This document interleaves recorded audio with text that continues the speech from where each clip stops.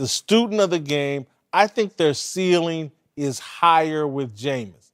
I think Ryan Fitzpatrick, I don't care how hot he starts, at some point he's going to crash back down to earth, and you're better off with Jameis at quarterback than you are Ryan Fitzpatrick. Oh, first of all, respect to Fitzmagic, Harvard, Ivy League in the house, still doing it at 35 years young. The writing is not on the wall, but the spray paint is in hand, and they're about to tag this wall up. Said, Jameis, you are not the face of a franchise in terms of leadership and character. And because of a subpar year last year, and these issues continue to come into play, we're starting to look, snipers in the bushes, we're starting to look for reasons to get you out of that position. And veteran players like us have seen it before, where if you look at a guy like Ryan Fitzpatrick, he's not the future for you, but he certainly could be the stopgap. He could be the present placeholder until you win now guy. Win now guy and find that guy. I think Jameis Winston's in a position where if Fitzpatrick keeps playing well in the next two games, Eagles, Steelers, and Jameis comes back and he's like, my turn, that may have been the straw that breaks the camel back. The 3 games Fitzpatrick plays well, assuming he does, and Jameson, your issues before, I think they say, let's just ride this out with Fitzmagic and see where it goes.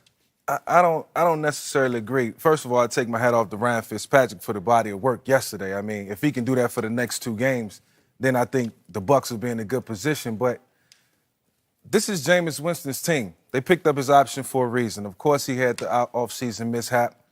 But I think it's his responsibility to show this franchise that he has the ability to take them where they want them to go. Or the reason they drafted him was because they know he has the talent. It showed in the preseason.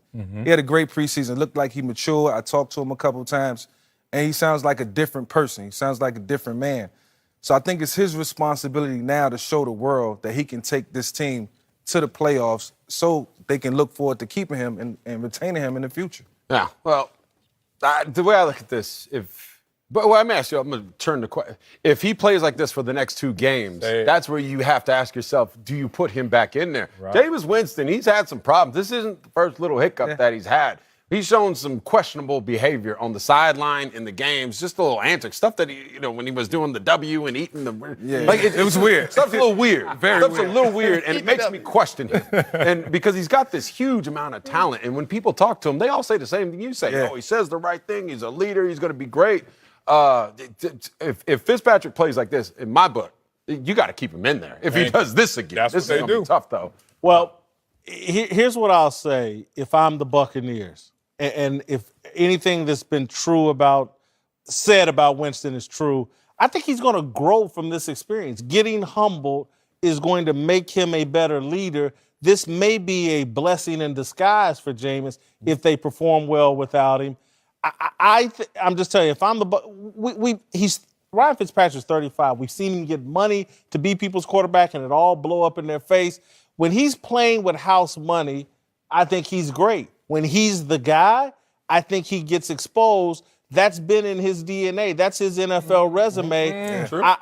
That's why Jameis Winston was put at the top of the draft for a reason. He won the Heisman Trophy, a national championship for a reason. He's done some really dumb things off the field. But we got to remember in this last instance, that was actually something that happened in 2016. Good point. Yeah. Jameis Winston is a student of the game, can play the game. He wants to be great. I think he's going to move past his immaturity. Careful. We need to distill this argument to wins, losses, production. Because we know his character issues, and he can mature. You cannot mature from those situations. Only time will tell that. Here's the thing about him, the player. Came in first year 6-10 and had a good year.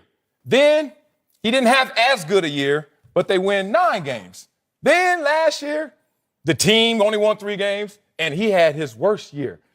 Start to add that up, and they're starting to say, wait a minute, a rocky road, we're on this roller coaster with this guy on the field. And you're going to couple that with rocky road, if not worse, off the field? That's when it becomes concern as the face of a franchise.